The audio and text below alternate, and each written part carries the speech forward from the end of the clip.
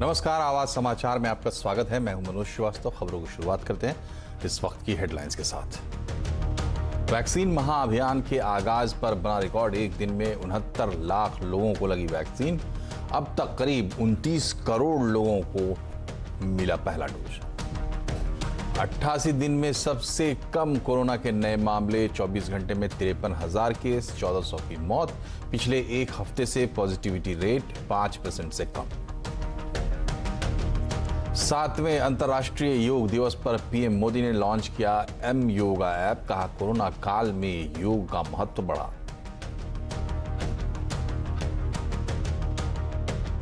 हम सभी ने देखा है कि ऐसे कठिन समय में योग आत्मबल का एक बड़ा माध्यम बना।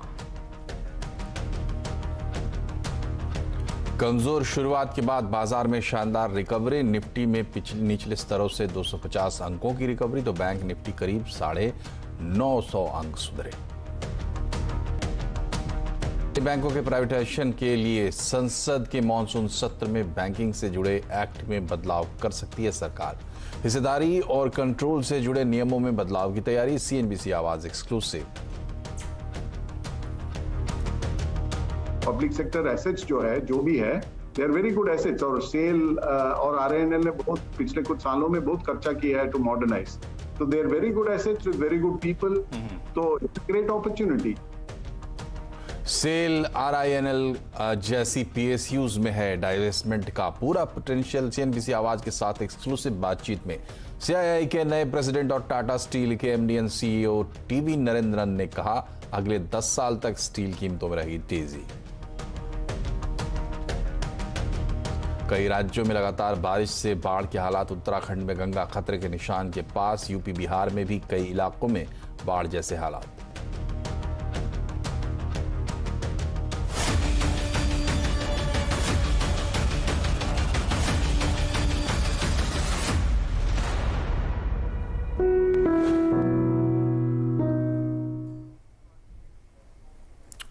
आज से वैक्सीनेशन का महाअभियान शुरू हो गया है। पहले ही दिन रिकॉर्ड टीकाकरण हुआ है। आज 69 लाख लोगों को एक दिन में टीके लगाए गए हैं। मतलब साफ है, वैक्सीन महाअभियान के तहत सरकार अब जोर शोर से लोगों को टीके लगवाने की तैयारी में है। केंद्र सरकार ये ड्राइव अपने हाथ में ले चुकी है। 75% वैक्सीन फ्री दी जाएगी। प्राइवेट हॉस्पिटल में वैक्सीन के लिए पैसे लगेंगे। अब तक देश करीब 29 करोड़ लोगों को टीका लगवा चुका है। सारी डिटेल के साथ दीपाली नंदा हमसे जुड़ी हुई है। दीपाली, ये बताइए, बड़ी खबरें क्या है वैक्सीन से जुड़ी आज की? देखिए, इस वक्त की जो सबसे बड़ी खबर है वो ये कि आज जो मेगा अभियान शुरू हुआ है वैक्सीनेशन का, उसके तहत 69 लाख लोगों ने देश भर में वैक्सीन लगाई है। आज से नई वैक्सीन पॉलिसी को देश भर में लागू किया गया है, जिसके तहत 18 साल के हर व्यक्ति को मुफ्त में वैक्सीन लगवाई जाएगी। और इतना ही नहीं, कोविन एप्लीकेशन पर रजिस्ट्रेशन की भी जरूरत नहीं है। 18 साल से ऊपर का कोई भी व्यक्ति सेंटर पर जाकर वैक्सीन लगवा सकता है। हालांकि निजी हॉस्पिटल्स की बात करें तो वहां पर पहले की तरह कीमत चुकानी पड़ेगी, लेकिन जितने भी सरकारी हॉस्पिटल्स हैं या फिर जितने भी वैक्सीनेशन सेंटर सरकार की तरफ से, राज्य सरकार की तरफ से बनाए गए हैं देश में, वहां पर मुफ्त वैक्सीन लगेगी। मैं आपको बता दूं कि तीसरी लहर की आशंका से पहले केंद्र सरकार ज्यादा से ज्यादा लोगों को वैक्सीन लगवाना चाहती है। यही वजह है कि जो पूरा खर्च है केंद्र सरकार ने अब अपने हाथों में ले लिया है। ये जो आज से मेगा वैक्सीनेशन अभियान शुरू हुआ है, इसका खर्च केंद्र सरकार उठाएगी। मकसद यही है कि जितना जल्दी हो सके देश की आबादी के बड़े हिस्से का टीकाकरण किया जाए। चलिए दीपाली, फिर से आपके पास आएंगे कोरोना के अपडेट के लिए। अभी दर्शकों को बता दें कि वैक्सीन जागरूकता के लिए आपका पसंदीदा न्यूज नेटवर्क 18 भी एक कैंपेन चला रहा है। वैक्सीन जागरूकता बढ़ाने के लिए नेटवर्क 18 फेडरल बैंक के साथ मिलकर संजीवनी गाड़ियां देश के कोने कोने में भेज रहा है, उन जिलों में जो सबसे ज्यादा प्रभावित रहे हैं। हमारी आपसे अपील है कि आप भी हमारी मुहिम को सहयोग दें। वैक्सीन की अहमियत को लेकर लोगों के बीच जागरूकता बढ़ाएं। आइए आपको दिखाते हैं कि संजीवनी गाड़ियां आज कहां कहां पहुंची।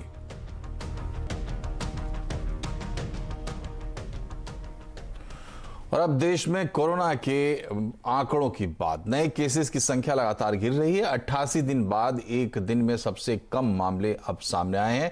24 घंटे में 53,256।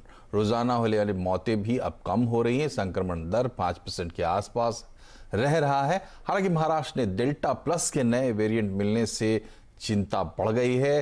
दीपाली, ये बताइए कि बड़े अपडेट्स क्या है और डेल्टा वेरिएंट को लेकर क्या चिंता? देखिए, ओवरऑल अगर देखा जाए तो पिछले 24 घंटे में देश भर में 53,000 से ज्यादा नए मरीज मिले हैं। अगर इस नंबर को देखा जाए तो आज से एक महीने पहले की जो स्थिति थी उसके मुकाबले ये नंबर अब आधे से भी कम हो गया है। वहीं मृतकों की संख्या की बात की जाए तो बीते एक दिन में ये भी 1500 से कम रही है। अगर मैं रिकवरी रेट की बात करूं तो इसमें इंप्रूवमेंट लगातार जारी है। 96-96% पर पहुंच गया है। इसके पीछे बड़ी वजह यह है कि जो रिकवर हो रहे हैं लोग, उनकी संख्या ज्यादा है। एक्टिव केसेस की संख्या लगातार घट रही है। राजधानी दिल्ली की अगर हम बात करें तो यहां पर फिलहाल थमती हुई रफ्तार कोरोना की दिखाई दे रही है, क्योंकि अगर पिछले एक दिन की बात की जाए तो सिर्फ 89 मामले ही राजधानी दिल्ली में आए हैं कोरोना के और 11 लोगों की मौत हुई है। अगर मैं महाराष्ट्र की बात करें तो महाराष्ट्र में एक बार फिर से 10,000 से कम नए मरीज मिले हैं और मुंबई की बात करें तो यहां पर 733 नए मरीज मिले हैं। लेकिन यहां पर एक बड़ी चिंता डेल्टा प्लस वेरिएंट को लेकर है, क्योंकि महाराष्ट्र के 3 जिलों में पालघर, रत्नागिरी और नवी मुंबई, यहां पर डेल्टा प्लस वेरिएंट के कुछ मरीज पाए गए हैं। हालांकि जो राज्य की सरकार है वो लगातार स्थिति पर नजर बनाई हुई है, लेकिन कहीं ना कहीं चिंता इस बात को लेकर है कि कहीं ये जो नया वेरिएंट है वो महाराष्ट्र में अपने पांव ना पसारे, क्योंकि हमने देखा है शुरुआत से लेकर अब तक की जो स्थिति है महाराष्ट्र सबसे ज्यादा प्रभावित रहा है कोरोना से।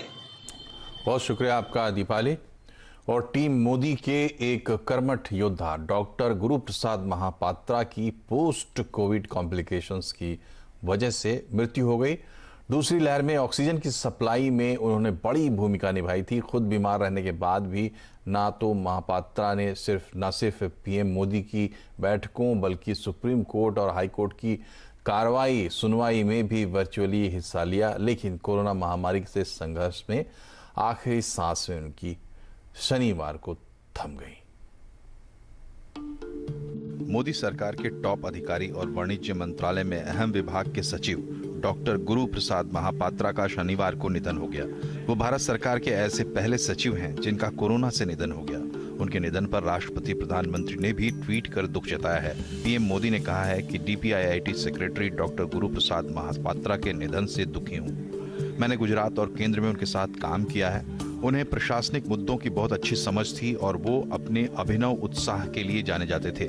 उनके परिवार के साथ हमारी संवेदनाएं हैं। डॉक्टर महापात्रा 1986 बैच के गुजरात कैडर के आईएएस अधिकारी थे।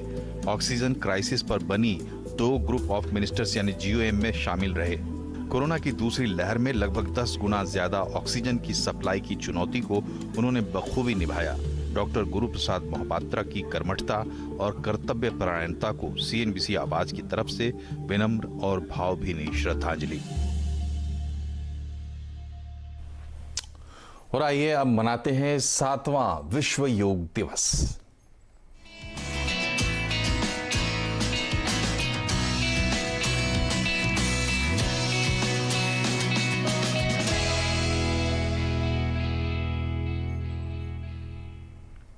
सातवें विश्व योग दिवस के मौके पर प्रधानमंत्री नरेंद्र मोदी ने एम योगा ऐप लॉन्च किया। WHO के सहयोग से तैयार किए गए इस ऐप में योग ट्रेनिंग की वीडियोस होंगे। ये दुनिया भर में उपलब्ध होगा और कई भाषाओं में होगा। प्रधानमंत्री ने कहा कि ये app one world one health का लक्ष्य पूरा करेगा। इस बार योग दिवस का मोटो है योगा फॉर वेलनेस। प्रधानमंत्री ने कहा कि कोरोना काल में योग ने फ्रंटलाइन वर्कर्स से लेकर मरीजों तक की बड़ी मदद की है। पिछले 1.5 सालों में दुनिया के कोने कोने में लाखों नए योग साधक बने हैं। योग का जो पहला पर्याय संयम और अनुशासन को कहा गया है, सब उसे अपने जीवन में उतारने का प्रयास भी कर रहे हैं। साथियों, जब कोरोना के अदृश्य वायरस से और इस अदृश्य वायरस ने दुनिया में जब दस्तक दी थी, तब कोई भी देश साधनों से, सामर्थ्य से और मानसिक अवस्था से इसके लिए तैयार नहीं था। हम सभी ने देखा है कि ऐसे कठिन समय में योग आत्मबल का एक बड़ा माध्यम बना। योग ने लोगों में ये भरोसा बढ़ाया कि हम इस बीमारी से लड़ सकते हैं। मैं जब फ्रंटलाइन वॉरियर्स से, डॉक्टर से बात करता हूं, तो मुझे बताते हैं कि कोरोना के खिलाफ लड़ाई में उन्होंने योग को भी अपना सुरक्षा कवच बनाया। डॉक्टरों ने योग से खुद को भी मजबूत किया और अपने मरीजों को जल्दी स्वस्थ करने में इसका उपयोग भी किया। योग डे के मौके पर बाबा रामदेव ने भी हमसे जुड़े थे और उन्होंने इस मौके पर क्या संदेश दिया, ये हम आपको दिखाते हैं।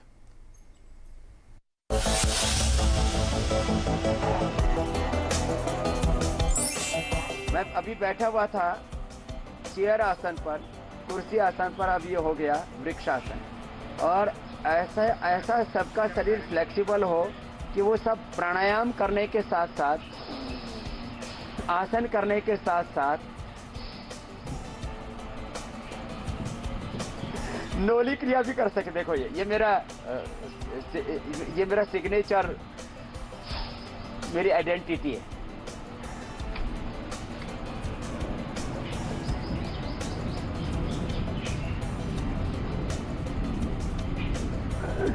रोज योग करने का व्रत ले। मैं सबसे अंत में कहूंगा, योगा व्रती बने, स्वदेशी व्रती बने, प्रकृति व्रती बने, सेवा व्रती और राष्ट्र व्रती बने, तो हम इस देश को बहुत ऊंचाई तक ले जा सकेंगे। योग दिवस पर आज बाजार में भी जोश दिखा। हालांकि शुरुआत कमजोर थी, लेकिन जल्द ही इसने फिर रफ्तार पकड़ ली। दोपहर आते आते बाजार में शानदार रिकवरी आई। निफ्टी में निचले स्तरों से 250 अंकों की रिकवरी, बैंक निफ्टी करीब 950 अंक सुधरे। सरकारी बैंकों के निजीकरण पर बड़े कदम की तैयारी की हमारी खबर से बैंक शेयरों में जबरदस्त तेजी रही। PSU bank, CPSC, metal energy और रियल्टी शेयरों में खरीदारी रही, तो वहीं ऑटो, आईटी शेयरों पर दबाव दिखा।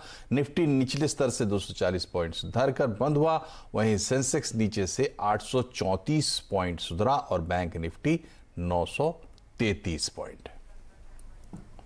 सीआईआई के नए प्रेसिडेंट टीवी नरेंद्रन का कहना है कि स्टील कीमतों में आगे भी तेजी रहेगी। उन्होंने स्टील सेक्टर में डिसइन्वेस्टमेंट की वकालत की है। सीएनबीसी आवाज के साथ एक्सक्लूसिव बातचीत में उन्होंने कहा कि अब वैल्यूएशन मिलने पर ही विनिवेश होना चाहिए।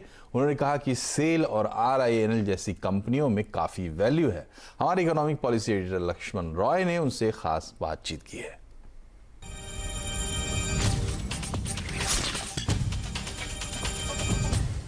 आपने डाइवेस्टमेंट की बात की, आपने सही कहा कि टैक्स पेयर्स मनी है, सही समय पे जब उनको प्रॉपर प्राइस मिले तभी डाइवेस्ट करना चाहिए।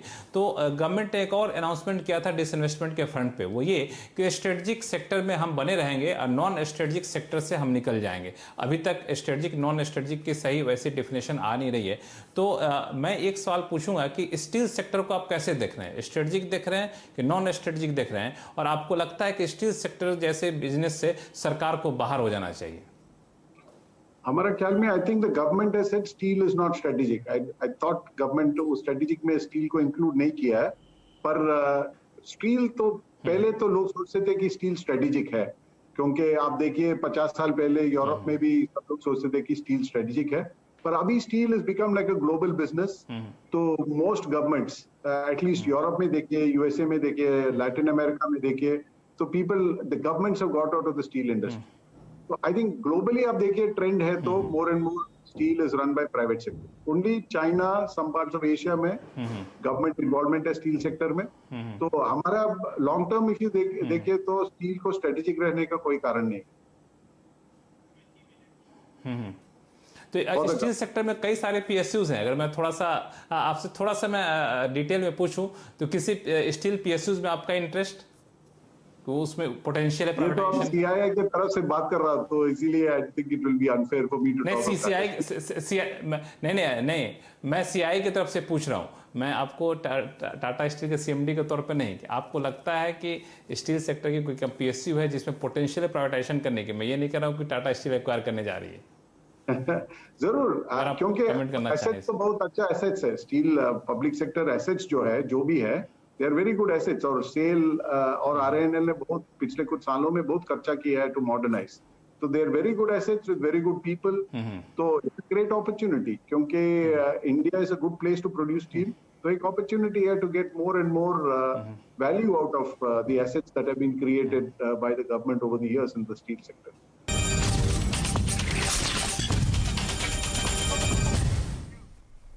और टीवी नरेंद्रन के साथ ये पूरा इंटरव्यू आप देख सकते हैं आपसे थोड़ी देर में शाम 7:27 पर इसी चैनल पर CNBC आवाज पर।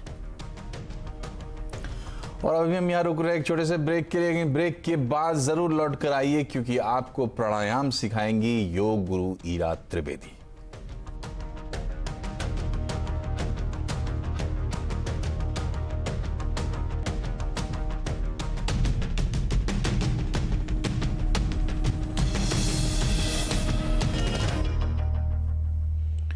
एक बार फिर से आपका स्वागत है आवाज समाचार में। ई कॉमर्स कंपनियों के लिए रजिस्ट्रेशन कराना अब जरूरी होगा और उनको अपने बिल पर इसकी जानकारी देनी होगी। सरकार ने ड्राफ्ट बदलाव का बिल जारी किया है।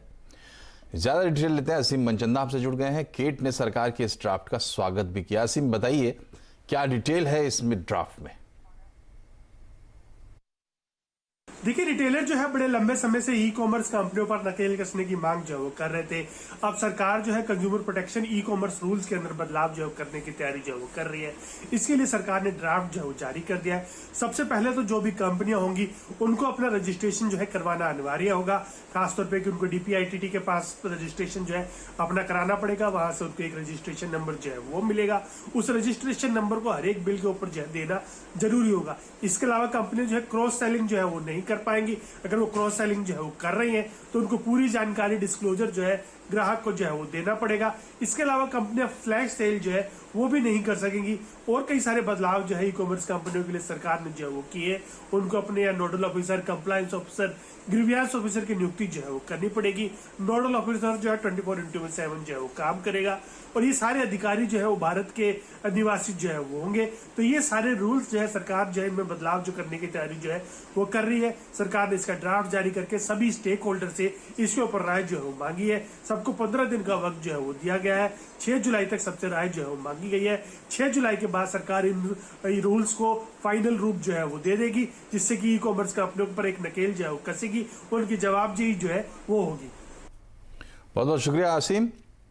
और एक बार फिर से रुख करते हैं 7वें विश्व योग दिवस का।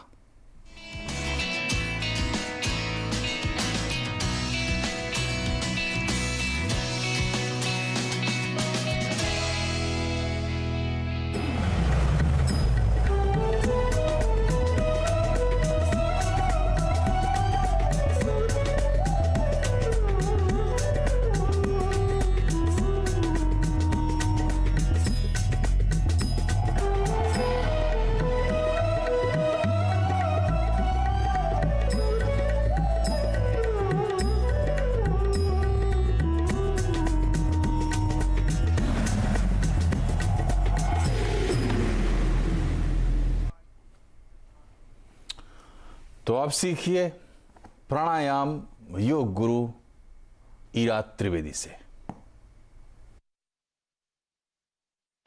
अब हम करेंगे भ्रमरी प्राणायाम का अभ्यास। इसको हम अंग्रेजी में बोलते हैं हमिंग बी ब्रेथ। कैसे करते हैं इसको हम? मैं आपको एक बड़ा सिंपल टेक्निक बताऊंगी। सबसे पहले कंफर्टेबल सीटेड पोस्चर, रीढ़ की हड्डी सीधी, हम 2 अपने फिंगर्स लेंगे और अपने जो ये छोटा कान है, जो यहाँ पे जो कान के ऊपर एक स्किन है, उसको हम नीचे दबाएंगे। तो आप अपने 2 फिंगर्स से स्किन को दबाएंगे, अपने हाथ को आप ऊपर ले जाएं। अगर आपके हाथ थक जाते हैं तो आप इनहेलेशन के बाद आप अपने हाथ नीचे रख सकते हैं, आपके पास ऑप्शन है। अभी तो आप एक लंबी गहरी सांस लेंगे, कानों को बंद करेंगे, फिर एक जोर से आप एक आवाज निकालेंगे, एक हमिंग बी जैसे।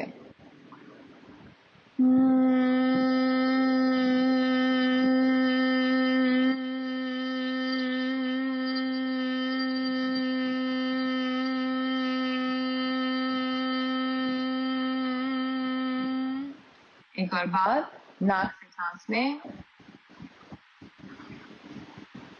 कान को बंद रखें,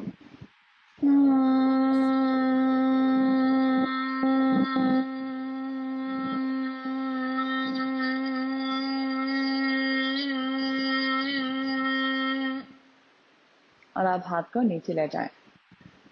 ब्राह्मणी प्राणायाम से एक नाइट्रिक ऑक्साइड इफेक्ट होता है। जो आपकी ये साइनस कैविटी होती है यहाँ पे, इसमें नाइट्रिक ऑक्साइड बनता है, और जो हमारे ब्लड वेसल्स का ऑक्सीजनेशन होता है वो नाइट्रिक ऑक्साइड इसकी मदद करता है। तो जितना ज्यादा हमारे बॉडी में नाइट्रिक ऑक्साइड है उतना अच्छा सेल्स के ऑक्सीजनेशन के लिए है। तो इसलिए ब्राह्मणी प्राणायाम आप जरूर करें। अगर आप 5 राउंड भी रोज करें 5 बार, तो आपके लिए बहुत फायदेमंद है। और अब योग गुरु और एक्टर शिल्पा शेट्टी से सीखिए सूर्य नमस्कार की सही विधि।